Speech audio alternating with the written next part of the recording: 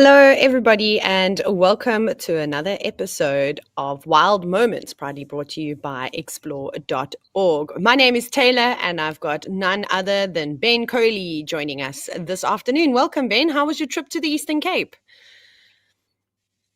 Yes, hi Taylor. Hi everybody. My trip to the Eastern Cape was absolutely spectacular. Thank you. Lovely down there. It's been a fairly hectic. Oh, let me just move that sun out of my eyes.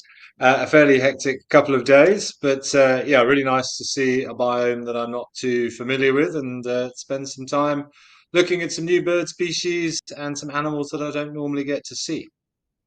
Yeah, that's incredible.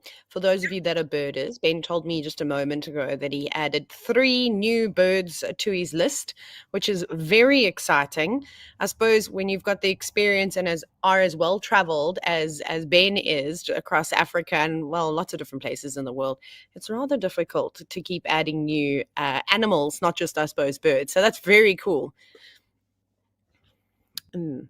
Yeah, it is. It doesn't happen very often these days. I spend a lot of my time sort of in the same area, so anytime I do get a chance to go to a new area, yeah, the bird list does come out, and I'll take three. I was hoping for a few more, but they were three new occurred down there didn't have. So since we mentioned it, it was a red-necked spurfowl, a southern chagger, and a Neisner woodpecker added to the list. Amazing. The Neisner woodpecker, I think, out of all of those is the most special because even in the Eastern Cape, like they're not easy to see. Very specific areas, you got to go looking for them. But I'm very lucky working down in the Eastern Cape. I did see a fair few. But we've got a couple of people who are jumping on board and saying hello, which I'll get to in a moment. But if this is your first time watching Wild Moments, this is live. This is happening right now, and it's interactive, so you can chat to us. Just like Zygote, who said hello. Namaste to you too, Zygote. We've got Jan Powers who's jumped on board, and I have no doubt that shortly a few more people are going to jump on board and say hello. And it's normally tell us what you're eating and what you're drinking because, well, we're all envious of that. But we have got an exciting lineup of clips. Lots of big cats, which I know you all love. Definitely Ben and I are keen for those. So I can't wait to get straight into those clips. There we go. Bob from Kalamazoo. Hello, hello. I feel like I haven't seen your name pop up for a while. And yes, long time no see. We've got Tris Vissop. Hi, Tris. It's good to see you on here again. I'm going to wait 30 more seconds and then we're going to start jumping into the first clip. There we go. There's the last one. We've got Catherine who said hi to Taylor, Tucker, and Ben. And you're enjoying the show. That's awesome. And you've got homemade mango coconut ice cream. Wow. I actually bought some pistachio ice cream today, Ben, and I'm so excited. I've been craving it for like months. And it's hard to find these kinds of things in Hoodspray. So I literally made one of a lady that I know, she dug in her freezer to see if she still had one more punnet left. And I got lucky. Then we've got Dear That's very, NC. You've met it. Who's here I just just say in that's very time. flash. And you, I don't have anything along those lines. Sorry, I think there's a bit of a no, delay, no. but I don't think I need to eat for the next 2 or 3 days because I've been fed rather handsomely down in the Eastern Cape where I was. So if anything, it'll be an apple this evening. I think I had such a big lunch. I'm going to have to give dinner a skip too. Then a couple more hellos. We've got Jean Gale, and then we've got Rolling Trouble, who has said hello. And Rolling Trouble, you've got water and coffee from a smoky Washington. Are there fires? What's going on in Washington? You'll have to let me know. But while Rolling Trouble gets on typing, Jack De Boer also says, good morning. I think we're going to head straight into our first clip. And for those of you that don't know, World Lion Day is just around the corner. So we're going to be celebrating lions today. So we're at Oldonyo, which is in Kenya, my favorite camera. I say this all the time. And here we have a lioness. And she's got quite an interesting name. I actually had to get some help pronouncing it because I thought, oh, I'm going to butcher this one. Her name is Kukuo Kelly, something along those lines. It's so apologies if I'm mispronouncing it. It is from the Ma language, which is spoken in Kenya. So isn't she gorgeous? But look at that big belly, and it looks like her mammary glands are starting to swell a little bit. And I believe that she is pregnant, which is which is great. Actually, Ben, I have a quick question for you. What is your favorite big cat? Of the big cats, well, I've always been a bit of a leopard lover, certainly. But I enjoy lions as when they're moving. I've seen so many sleeping lions that a bit of lion on the move and having a drink is spectacular. But yeah, given the choice of all the big cats, I would probably have to leopard. Okay, now we're going to say goodbye to Ben because lions are not his favorite. No, I'm just teasing. Um, where's So you Where's set me Ali up when I there, and need? I've shot myself in the foot. I did set you up. Oh my gosh, I feel like it's just Ali and I where our favorite big cats are lions. But anyways, it's quite exciting. I don't know how far along she is, but I mean the big cat's very much Pretty like full, I domestic would think. cats. Um, yeah, she's quite far along. Look, now that she's turning away, you can actually see how swollen those mammary glands are. So she must be getting ready to give birth shortly. But it's a very short gestation period. Wouldn't it be great if she found a suitable den in this area and were able to catch the cubs Mm. uh, come out eventually? It'll be a little bit of time though, because she's when she does give birth and she finds um, a good spot to start denning. We might only see them in about 4, 5, maybe even 6 weeks at a time. But it's going to be easy hunting for her if she does stick in this area, and life around the waterhole is going to be spectacular. Well, as it has been already. Lovely to see the bit of the steam. I don't know if that was her breath or just her body heat there. You could see some of the steam. But one of the things I do think is amazing about lions, and this is something that I remember reading ages ago, and I've done a little bit more research, and it does seem to have been verified now. But you imagine if you're a lioness like that and you're pregnant like she is. I mean, in my opinion, she's very, very far along. Hmm. It's you've still got to hunt and you've got to run at high speeds and you're going to impact your prey. And I'm not sure if you've come across this. I only ever read it in one place, but I found a paper on it earlier today, and I was having a look. And there is a special adaptations that lions have in their uterus. The uterine ligament of a lion is a different shape to all the other cats. Fan shape, and its role is thought to actually sort of cradle the Hmm. embryos. This is in there, so that when the lioness is running at high speed, they're sort of pulled closer to her body to stop them bouncing around too much, and also give them more support at that moment of impact when they jump onto a prey item. And very thick uterine walls in comparison to some of the other Felidae families, just for that addition due to their lifestyle. I think that's quite an interesting thing to mention because I just dug it up recently. Yeah, absolutely. Please share that paper. That's amazing. To be honest, I have not come across something like that. And I mean, I suppose we should all know something like that. I've never really heard anyone talking about it. So that's fascinating, as to how maybe some of us have missed that information. But if there's only one paper out there, then it doesn't really surprise me. I read it in a I read it in a book, one of the Veronica Root mammal books, and Oh, I remember yeah. trying to find some more information on it before, never been able to. But I found a paper. I'll send it to you. That was written by somebody from the University of Pretoria. It was somebody's Hmm. dissertation on the reproductive organs of lions. A lot of it's way over my head with words with 18 syllables and things I've never Hmm. heard of. But that bit is mentioned. Just a theory at the moment as to why Hmm. that is, but that is one of the suggestions due to their hunting. With females obviously doing a lot of the hunting themselves, it makes sense that even when they're pregnant, they're going to potentially they can't just not hunt, and Yeah. often they do go off on their own prior to birth. So it would make sense to give them that little bit of a helping hand under those circumstances. Absolutely. And Kirsten was actually just mentioned that she doesn't have a pride. She's got one of her daughters that is stuck with her. So it's really just the two of them. So hopefully she's getting a helping hand. And it's more likely than not that her daughter will stay with her through her pregnancy until she gives birth. I've seen that quite often. I'm sure you've seen the same thing where a lioness will have a favorite lion that they spend a lot of time around. I used to see this down in the southern Sabi Sand quite a bit, and I've seen it up in Zambia, and then off the two of them will go, and at least they've got some companionship. But of course it's more likely that they go off by themselves. But I just always thought it was interesting with prides and them forming different bonds with different members, and how one decides to stay with just one individual, where you've got less chance of hunting big prey, all those types of things, which I think is interesting. But I wanted to send out sorry, I've got to scroll here. Glenda Newman Craft has actually said, thank you, Ben, for all of the knowledge that you've been sharing. I found that very interesting, which is great. Rolling Trouble, you said you hope we see a lion roaring clip this week. Well, maybe. We'll see. We'll see if we can maybe organize something.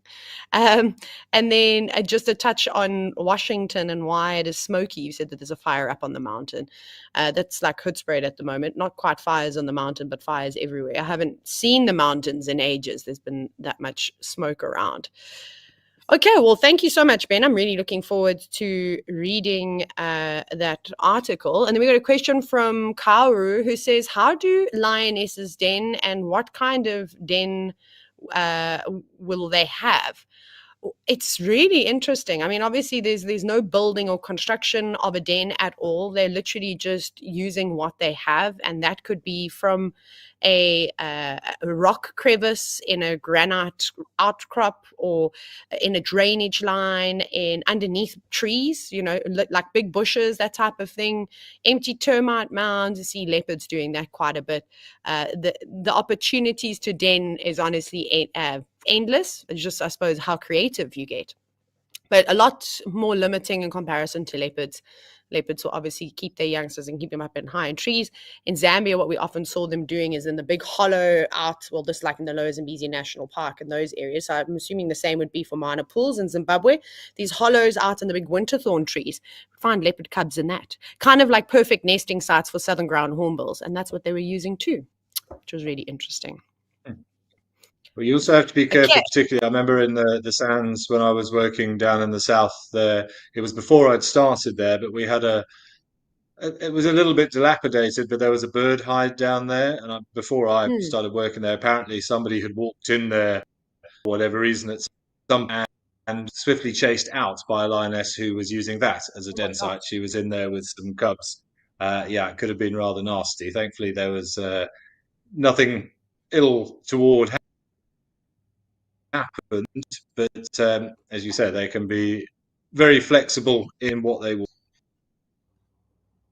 Absolutely. Gosh, she was lucky that he didn't get hurt. Always got to be careful moving around in the bush, even when you're around, actually more so when you're around human habitation. And then Tris Vissop, maybe you can answer this one, Ben, has asked, Tris has said that they've read that the largest litter size recorded was 8 cubs. And then they've asked, what are our guesses? 8 cubs, that's a lot. Sure, Ben, you can take the lead here. That is a lot. The least I've ever seen in my experience out here was a lioness who had 5, which is a bit unusual, of course, for glands, but with she's very far along here. She's very, very large. But the allo suckling that lions do or do, that will also help. But if they're out on their own most of the time, because they will separate themselves from the pride often when they do give birth for those first few weeks, then I'm assuming there is some sharing which is done. All 5 of those cubs, I can't remember exactly what happened to all. Certainly they all made it, through those first couple of months. Once reintroduction to the pride happens, then things become a little bit easier. But I've never seen 8. I'm wondering if I knew of a lioness who had 6 once, but I definitely remember seeing 5. One of the lionesses in what we called the Southern Pride when I was at Sabi, she had 5 at one point. I was just about to say, I saw, this was also a very long time ago, her name was Mandlev, and you probably remember her from the Southern Pride, the one with the floppy ear, because she was around forever. And the one, or the second last litter that I saw her have was also 5 cubs. But by the end, when she reintroduced possibly into that same one. So, yeah, man, wonder if it was her. Mandlev was. Well, I can't remember if it was her, because Mandlev, when I was there, she didn't have a very good track record. I remember one time she was there, she had 2 cubs, and neither of those made it She'd separated herself, and she wasn't able to sustain herself and those cubs. And unfortunately, neither of those cubs made it. They both basically died of starvation. It was quite horrible to watch. Oh, And from what I remember from chatting to the other guys, her history of actually raising her own cubs had not been great. So I definitely remember her having two at one point while I was there. I don't yeah, think it was her who had five, but it was definitely one of the members, and Mandlev was in that. yeah. Yeah, it was super interesting. She was quite old. This was during the drought, and I think it was probably a few months after new males had taken over. So the Charleston males were chased out, and actually no, it was sorry. The Four-Ways males had mated with her. She had cubs with them. Then the Charleston males came along, and she was one of the lionesses that hid away and still mated with the Charleston males. And there were about 3 lionesses in their pride that pretended to mate with those boys, but they all had cubs of varying ages and just kept away from them, and eventually reintroduced them to the pride. And those boys were young, and they were like, "Oh, this is cool. Look how big they are already."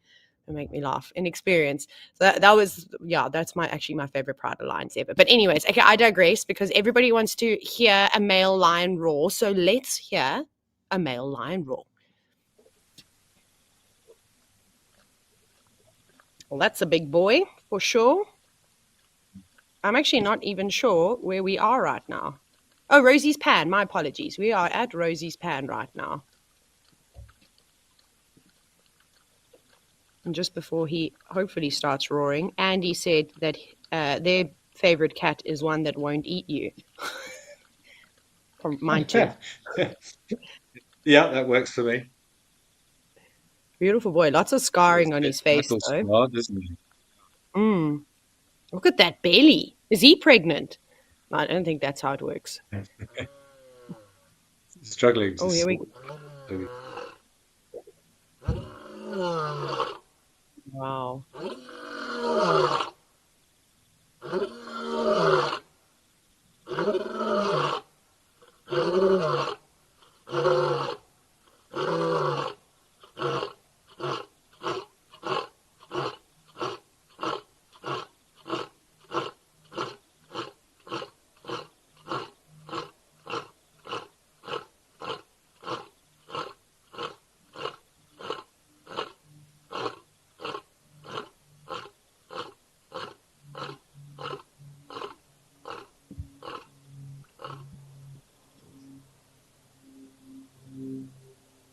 I hope that all made your day, because it definitely made mine. I'm very lucky. I hear lions roaring every single night, and they're so loud that the window frames even shake. Oh, he's also got a bit of a limp. Oopsie. Off you go to your carcass, which I'm sure can't be too far away. Just a quick vocalization. Maybe announcing himself to other potential lions in the area, just what male lions do. This is epic, though. I think, I have to tell you a very quick story, Ben. When I was young, I still remember it. I must have only been about 10 years old, maybe a little bit older. Now, it was during the school holidays, and I was watching, I cannot remember what show it was. I wonder if it was Eternal Enemies, which is a Mhm. documentary. It's quite old now. And I remember sitting there, it might have been something else, and they were talking about how lions roar. And I honestly will never, ever forget that. It's kind of one of the documentaries that really inspired me to want to do what I'm doing right now, but not necessarily becoming a field guide. Like, I always wanted to have the opportunity to be like a wildlife presenter or something along those lines, but I kind of forgot about it and never thought I had a chance. And then when I see things like this and I hear a lion roaring, that is literally my first thought, is going straight back to that documentary and them explaining in depth how lions roar. There we go. Rolling Troublers going, woohoo! Well, I'm so glad that we made your day. If you know the name of that male lion, please let me know. I don't spend enough time in Oliphant West Game Reserve to really know what goes on there. But if you are wondering, it's quite interesting with lions and how they roar and what separates them from other cats. So in most cats, they have something called and I'm sorry if I'm mispronouncing this, but I've been practicing all these years, and I always forget how to pronounce it. It's the suspensorium. So with the suspensorium, basically what it is it's tiny little bones that are made up in the hyoid apparatus. So that's kind of in the larynx.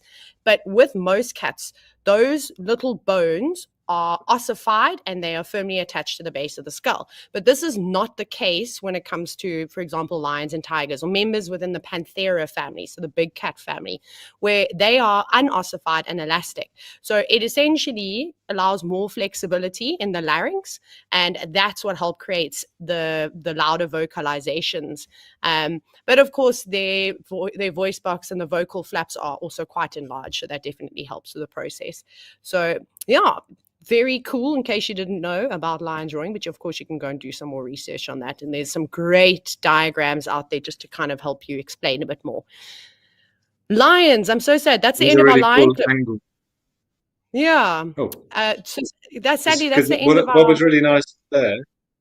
No. Sorry, so we've got about a 3-second delay. Sorry, everybody, confusing. I'm just saying that was a really cool angle. You could see that what you were talking about there, the musculature, the whole abdomen contracting, and that the larynx can move like 20 centimeters, which is a huge amount to enable that much deeper bassy sound. And you could just, looking almost down the throat, you could see the size of that, the oral cavity there, just to help that that reverberation. And like you, whenever I hear a lion roaring, I always go back to one of my first sightings with two males that were playing 5 meters apart, both facing directly at us, both giving it the absolute horns. And I'll never forget that I had, with those fold down windscreens that we have on game viewers, I had a loose bolt in one of them. It was just hanging, and I watched that bolt basically rattle all the way out and drop onto the side of the dash because of that reverb. The whole car was shaking. I'll never ever forget that. That was in my first year of guiding. Oh my goodness, what an experience. It's definitely one that I wish everybody had the privilege of experiencing, is lions roaring while you're in a vehicle and they're just a couple of feet away. So Kirsta said that is the Masangulo male, and I'm pretty sure I've seen him before. In fact, spent a little bit of time with him, and I think that was on Pridelands a couple of years ago. Him and his brother had moved on. I don't know if can't English today. I don't know if his coalition member is still alive, but this was quite some time ago. And his brother is around, so maybe it's the same boys, and they moved out ages ago. Okay, we don't have much time just yet, but we're going to go across to a different clip. We're going to move on to antelope now, and one that we don't see very often, and not far away from where Ben was this morning.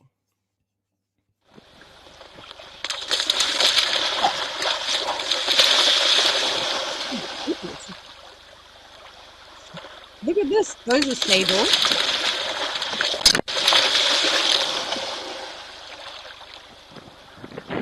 Clearly chasing one another. Why are you guys going round and round?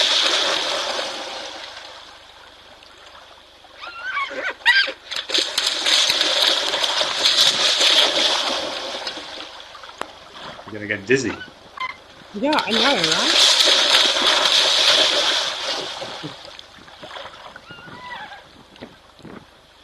Is that a windscreen wiper on the camera? I'm sorry. I think so, yeah. I thought it was a leg dangling for a minute, but yeah.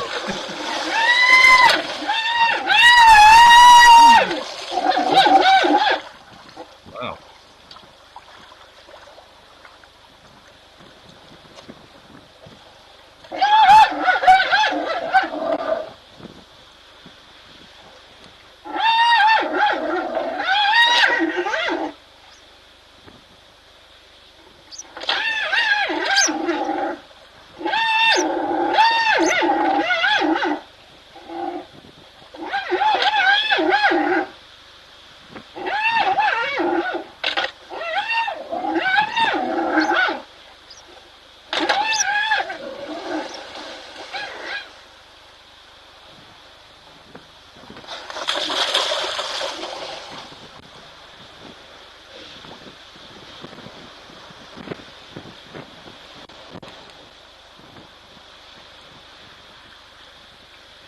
My goodness, that was quite the Well, spectacle. I don't know about you, Taylor, but I didn't know that sables made that noise.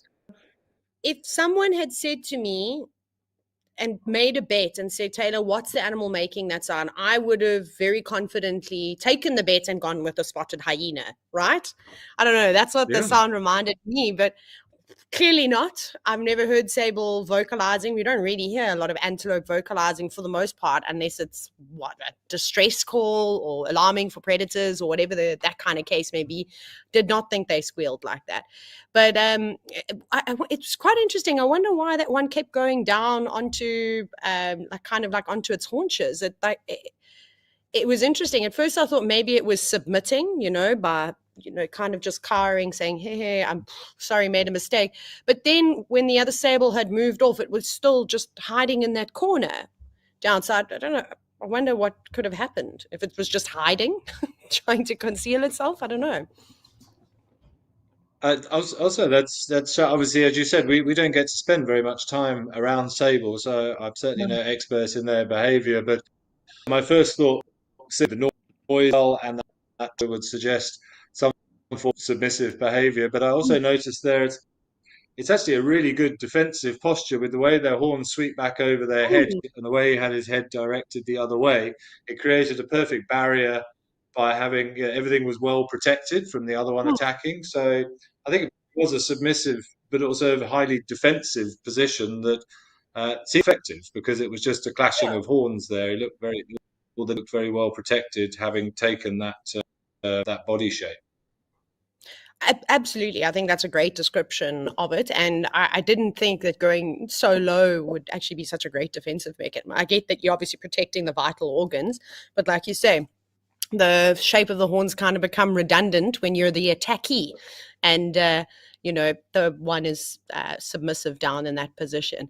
I just can't believe how fast they were going round and round and round. And I find it quite interesting. Why just keep going in a circle? But anyway, I suppose we will never really know that answer. And Zygote has actually said that he loved that they were going around in circles. I mean, it was great for the purpose of the clip. You got to see how they run, not afraid of water, and yeah, that was very special. That's something that I've never seen. I've never heard people talking about the vocalizations, or I've never even don't know too many people that have seen Sable fighting. Gemsbok, different story. Waterbuck, seen them fighting and killing each other lots. But yeah, very interesting. Quite nice. I'm definitely going to talk about that clip from now on. Okay, we've got, oh my gosh, we've only got 2 minutes of the show left. So let's quickly jump into the last clip, which is a leopard that decided to cause a bit of havoc. Oh